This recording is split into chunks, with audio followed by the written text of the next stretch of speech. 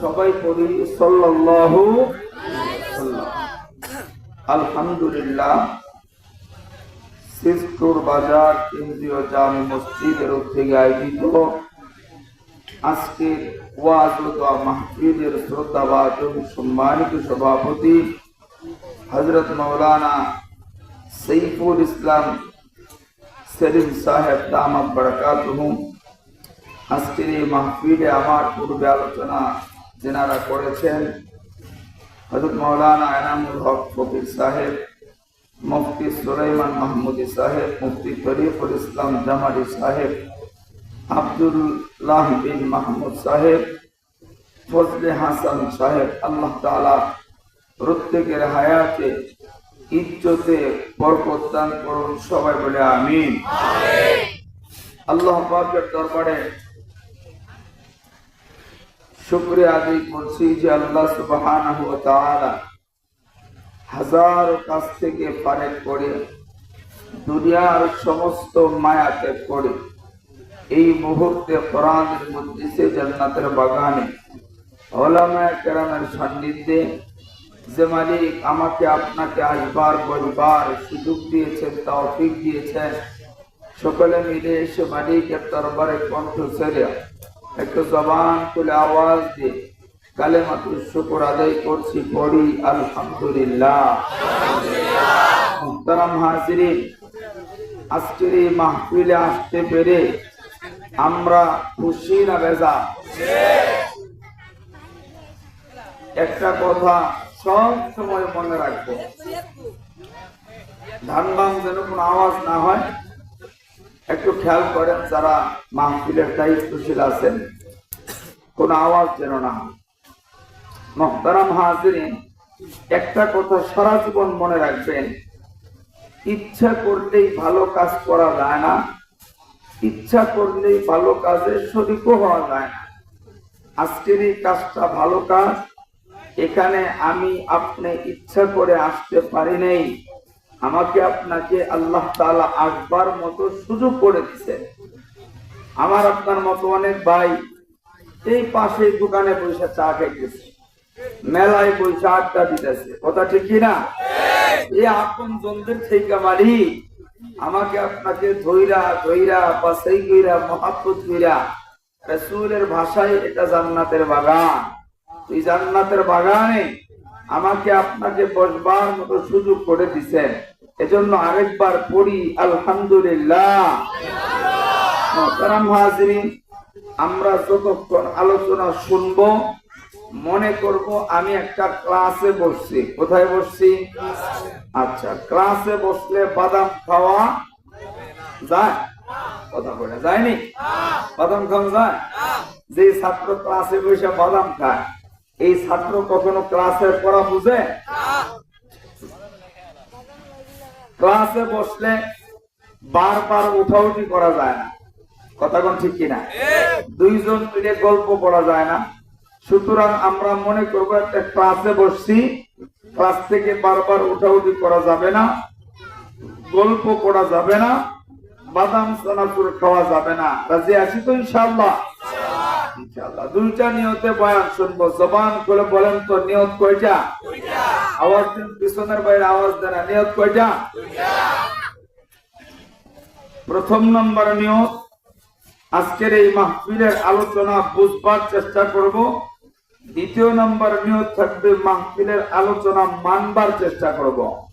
নিয়ত দুইটা, প্রথমটা হইল বোঝা, দ্বিতীয় নম্বর নিয়ত হইল মানবো। এই দুইটা নিয়তে মুনাজাত পর্যন্ত বয়ান শুনে বাড়িতে যাব। কারা কারা রাজি আছেন? একটু দুইটা হাত উঁচা করে, কষ্ট হলেও একটু হাত উঠান। আল্লাহ তাকায় তাকায় দেখতেছে আর ফেরেশতাদের সাথে গর্ব করতেছে। একটু ইমানদার হয়ে জবানটা খুলে পড়েন তো আল্লাহু আকবার। এই সিস্টুরের মানুষ আপনাদের আল্লাহু আকবার আওয়াজ শুনলে নিজেরই ভয় লাগে, মনে হয় ভয় পাইতেছেন আপনারা। যারা দাড়ি ফাঁকনেওয়ালা আছেন, যুবক বাইরে একটু চুপ থাকবে। দাড়ি ফাঁকনেওয়ালাদের একটু অবস্থাটা দেখবার, ইমানের পাওয়ার কেমন আছে। আমি বলবো নারায়ে তাকবীর, দাড়ি ফাঁকনেওয়ালারা শুধু বলবেন আল্লাহু আকবার, নারায়ে তাকবীর। জোর নাই বেশি একটা, এবার দাড়ি পাকনেওয়ালা বাবারা চুপ থাকেন, যুবক ভাইরা দেখি জবান খুলে পড়েন লিল্লাহি তাকবীর। সুবহানাল্লাহ, এটা কোন জায়গায় এলাম? যুবকদের জোর আছে মাশাআল্লাহ। এবার সবাই মিলে আল্লাহকে খুশি করার লক্ষ্যে, ঈমানকে তাজা করার জন্য। মুমিনের একটা গুণ হচ্ছে, মুমিন আল্লাহু আকবার আওয়াজ শুনলে অথবা আল্লাহু আকবার বললে মুমিনের ঈমান বাড়ে। সুবহানাল্লাহ। তাহলে একটু সবাই একটু বলা যাবে না ইনশাআল্লাহ? অনেক সময় বসে আছেন, দুইটা হাত উঁচা করেন দেখি একটু কষ্ট করে, একটু হাতগুলি নাড়া দেন, আবার আরেকজনের নাকে বাইরেন না। মাশাআল্লাহ, পড়েন তো আল্লাহু আকবার। আরেকবার পড়েন আল্লাহু আকবার। আরেকবার পড়েন আল্লাহু আকবার। মাশাআল্লাহ। আর কথা নয়, আমরা সরাসরি আলোচনার দিকে আগাচ্ছি। দিতাছে নাকি? আচ্ছা, মাশাআল্লাহ। মুহতারাম হাজিরিন, দিন যত যাচ্ছে আমাদের সমাজে সন্তানের কাছে বাপ মার গুরুত্ব কমতেছে। দিন যত যাচ্ছে আমাদের সমাজে সন্তানদের কাছে বাপ মার খেদমতের গুরুত্ব কমতেছে, অবহেলা বাড়তেছে। কথা কোন ঠিক কিনা? দিন যত যাচ্ছে আমাদের সমাজে বৃদ্ধাশ্রমের সংখ্যাটাও বাড়তেছে। তার মানে এখান থেকে বোঝা যায় আমাদের সমাজে যুবকদের কাছে বাপ মার খেদমতের গুরুত্বটা কমতেছে। মুহতারাম হাজিরিন, আগে যেই পরিমাণ বৃদ্ধাশ্রম দেশে ছিল এখন তার চাইতে দ্বিগুণ হয়ে গেছে। কেন? সন্তানদের কাছে বাপ মা বৃদ্ধ হইলে আর মূল্য থাকে না। আল্লাহর নবীর সাহাবী আব্দুল্লাহ ইবনে আব্বাস রাদিয়াল্লাহু আনহু বর্ণনা করেন, তিনি বলেন, যদি কারো বাপ মা জীবিত থাকে আর সে তাদের সাথে সৎ আচরণ করে, সৎ আচরণ মানে বাপ মার কথা শুনে, বাপ মার প্রয়োজন পূরণ করে, বাপ মাকে কোনোভাবে কষ্ট দেয় না, এটার নাম হচ্ছে সৎ আচরণ। আল্লাহর রাসূল বলেন, যদি কেউ বাপ মার সাথে এমন সৎ আচরণ করে আল্লাহ তার জন্য জান্নাতের 2টা দরজা খুলে দেয়। সবাই জোরে পড়ুন সুবহানাল্লাহ। অপর দিক থেকে সাহাবী প্রশ্ন করলেন, ইয়া রাসূলুল্লাহ, বাপ মা যদি জালেম হয় তাইলে কি করা? আল্লাহর রাসূল বলেন, যদি বাপ মা জালেমও হয়, যদি আপনার উপর জুলুম করে, কেমন জুলুম? আপনারা কোনো সম্পত্তি দেয় নাই, থাকার মতো কোনো জায়গা দেয় নাই, পড়াশোনাও করায় নাই, এরপরেও বাপ মার সাথে অসৎ আচরণ করার কোন সুযোগ নাই, খেদমত থেকে মাহরুম করার কোন সুযোগ নাই। আল্লাহর নবীর সাহাবী আব্দুল্লাহ ইবনে আব্বাস রাদিয়াল্লাহু আনহু বলেন,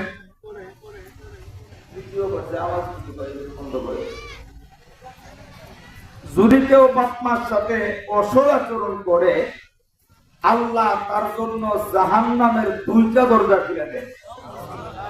যদি একজনের সাথে অসৎ আচরণ করে আল্লাহ তার জন্য জাহান্নামের 1টি দরজা খুলে দেন। মুহতারাম হাজিরিন, আল্লাহর রাসূল বলেন, হুমা জান্নাতুকা ওয়া নারুকা, বাপ মাই তোমার জান্নাত, বাপ মাই তোমার জাহান্নাম। এই কথাটা শেষ পর্যন্ত মনে রাখবেন। বাপ মাই জান্নাত, বাপ মাই জাহান্নাম।